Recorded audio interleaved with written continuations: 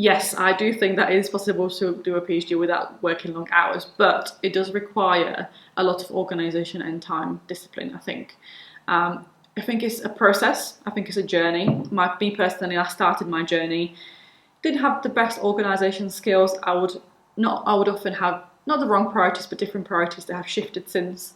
I definitely think that it is possible to have it as a full-time job. So, or instead of a full-time job, so a 9 to 5, and you can go home at 5 o'clock or 6 o'clock and do whatever. And I think it also, the long hours aspect changes based on the stage of the PhD. I definitely think it is possible. I think it is completely possible to have a normal life, if you like, outside of the PhD, and it's definitely possible not having to be in an office or writing for 12 hours a day or so. I think it is possible to do a PhD without working long hours. I think there will be times when you will find that you're having to work longer hours, and there'll be times when you find that actually you can work shorter hours. And I think what's helped me work out how and when to work is thinking about when in the day I have the most energy. So I know that it takes me a while to wake up in the morning.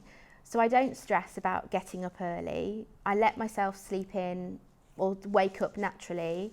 I have a coffee, I might do some exercise, I might go out the house, and then I know that I work better in the afternoon or or into early evening.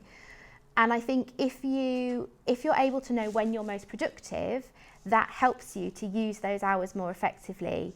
If you're working tired, you probably will find that you're working long hours, but the work that you're doing is probably not as productive as if you're working when your energy is at its peak. So I think knowing when your peaks and troughs are, and if you are tired one day, giving yourself a break and then maybe working a bit longer the next day. But I think the beauty of a PhD is that you can dictate your work hours. So if you're somebody who works best first thing in the morning, you want to get up at 5 o'clock and work from 6 till midday and then and then go to the gym, you can.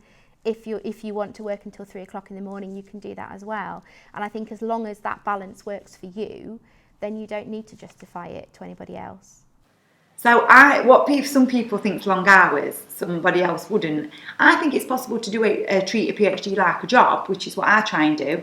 So work maybe 8 hours in the day, and at the moment, try not to work too much into the evening. So you've got your work-life balance, and then also take off the weekends. Currently, but then I also understand that people are perhaps in a writing phase, you have to use the evenings and the weekends. Some people work as well, they've got full-time jobs, part-time jobs, they've got children, they've got families.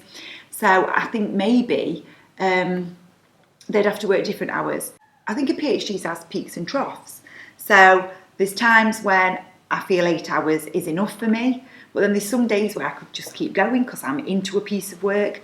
And I think it depends. If I've got a deadline coming, I would work longer hours. And then maybe those are towards the end and they're in the writing phase and they need to get it done, they need to get writing. Perhaps that's where the long hours come in. So I think it depends at what stage you're at what project you're doing, what study you're doing, and what sort of workload that requires. So I think it's really quite variable. Is it possible to do a PhD without working long hours? You'd have to be very efficient and manage your time would have to be a skill set that you have.